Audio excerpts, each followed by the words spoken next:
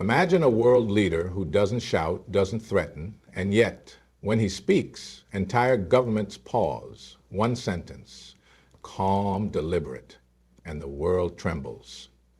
This isn't fiction. This is the voice of India's foreign policy chief, S. Jaishankar. In an age of chaos, where power is often measured in missiles and megaphones, he's redefining diplomacy with quiet strength and piercing clarity. Today, you'll hear a story not just about politics, but about presence. A presence so powerful, it made the world stop and ask, was that a warning or a declaration of war? Stay with us, because what you're about to witness isn't just a speech, it's a turning point. And by the end, you'll understand why silence can be more explosive than sound, and how a single voice from India shook the very pillars of global diplomacy. India's foreign policy has witnessed a dramatic evolution, especially under the stewardship of S. Jaishankar. Gone are the days when diplomacy was cloaked in ambiguity and hesitant language. Today, the world sees an India that is clear-eyed, unapologetic, and firm in its stance. This shift is not accidental, it is strategic. Jaishankar represents a new face of Indian diplomacy, one that is shaped by confidence in its economic rise, military strength, and geopolitical significance. His statements are not just speeches, they are declarations of intent, whether it is on matters of territorial sovereignty, global alliances, or international criticism. His tone carries weight. When he speaks of protecting national interests, it is not a plea, it is a pledge.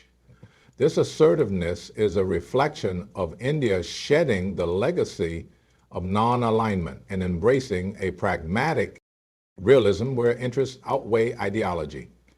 It also symbolizes the coming of age of a nation that was long underestimated or expected to conform.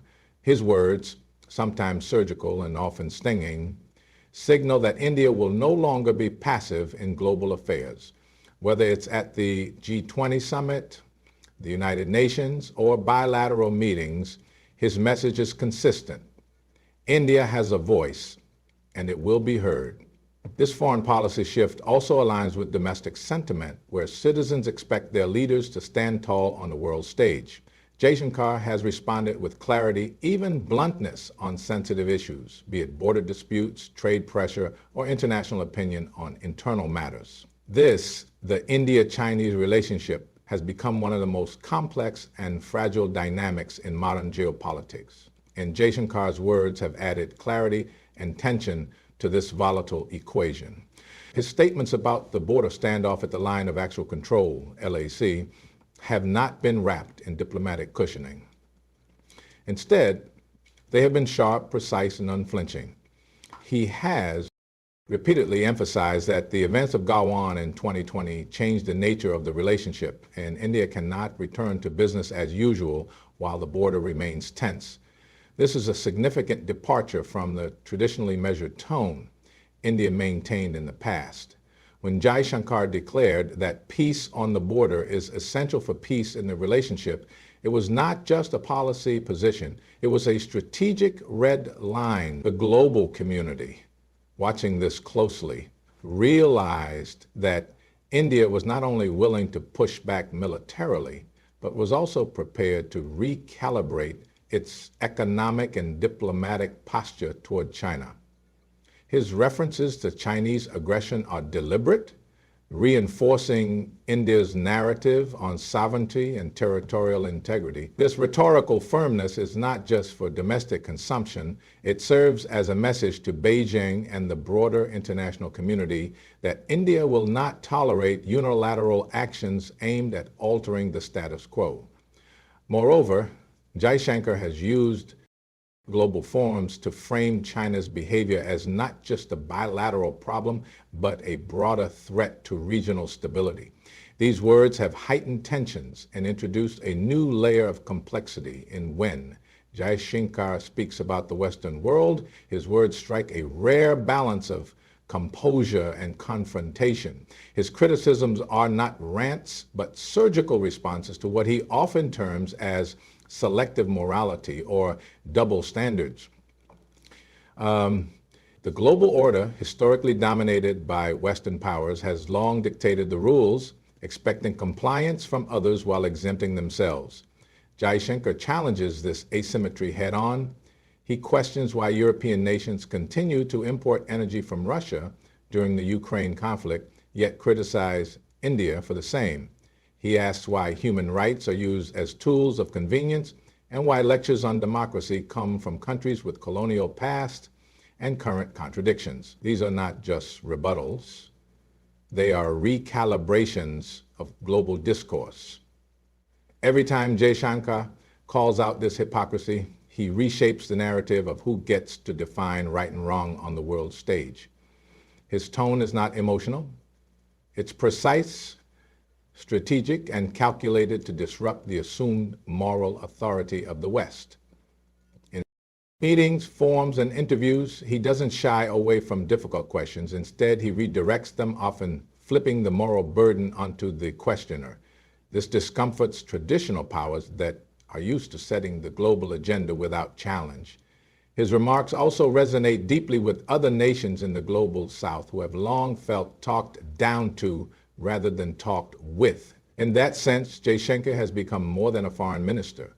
He has become a voice for a shifting world order.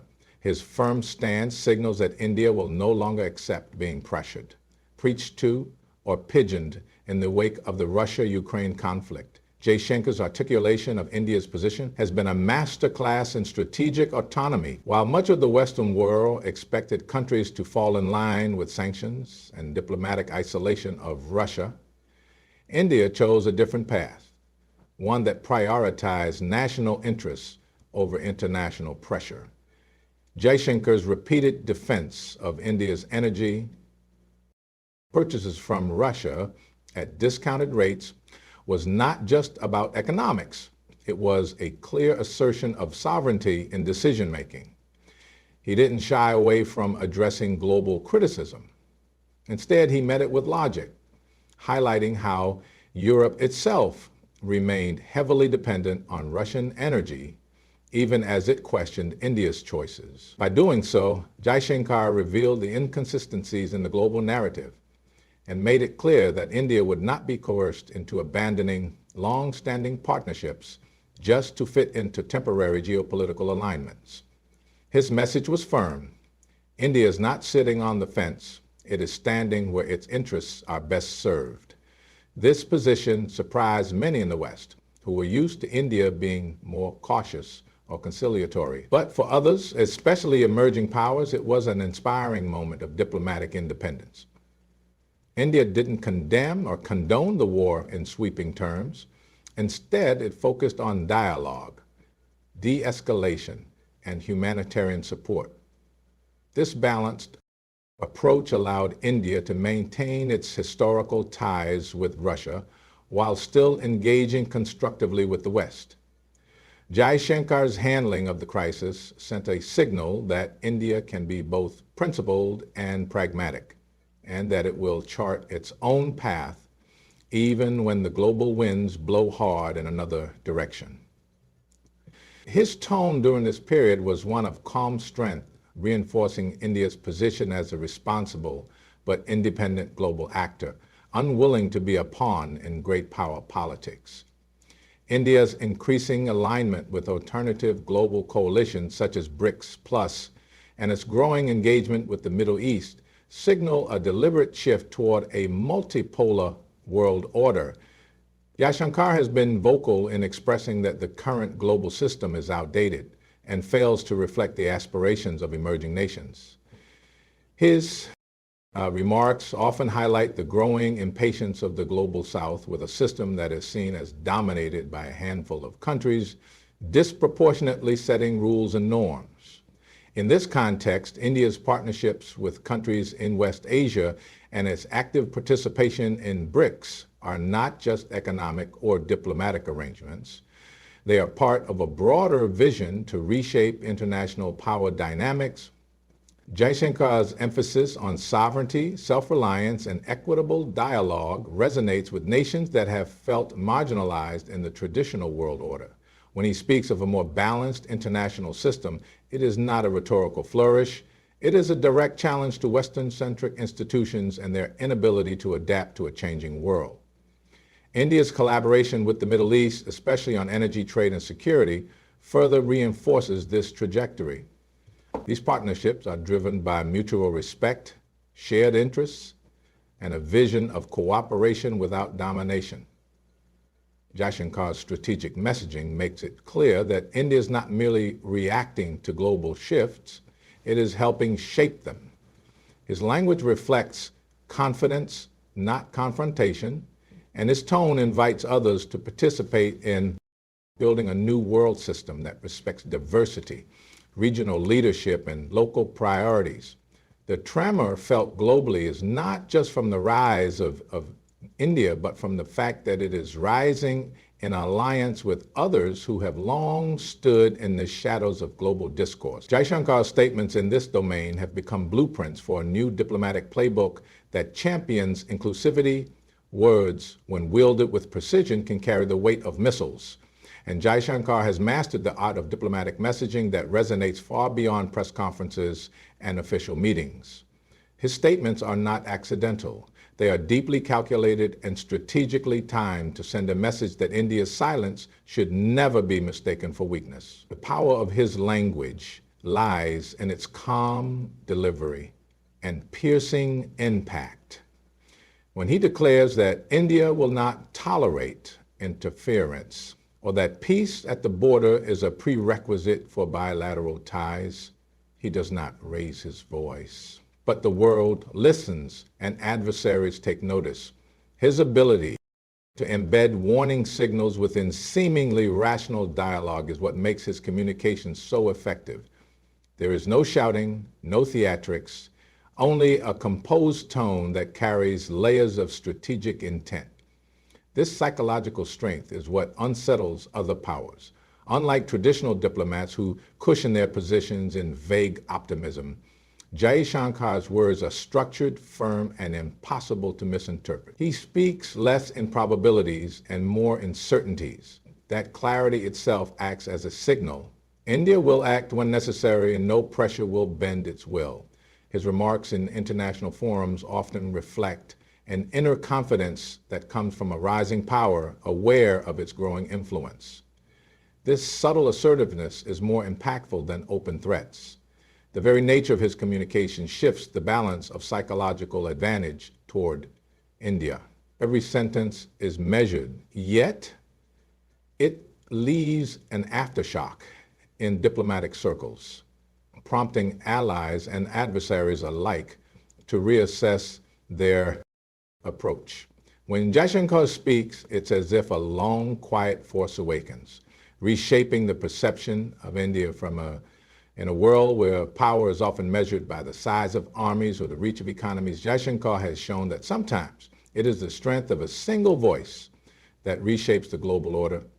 Through his clarity, conviction, and unshakable presence, he has declared, without declaring war, that India is no longer a silent observer. It is a sovereign force charting its path with wisdom, not fear. His words have rattled the old hierarchies, echoed across continents, and reminded the world that diplomacy is not just about caution, it's about courage. In his calm, there is steel. In his silence, there is strength. And in every word he speaks, the world hears not just a minister, but a nation rising. Thank you for staying with us till the end of this powerful journey. May you carry forward the wisdom of strong voices and silent strength in your own life.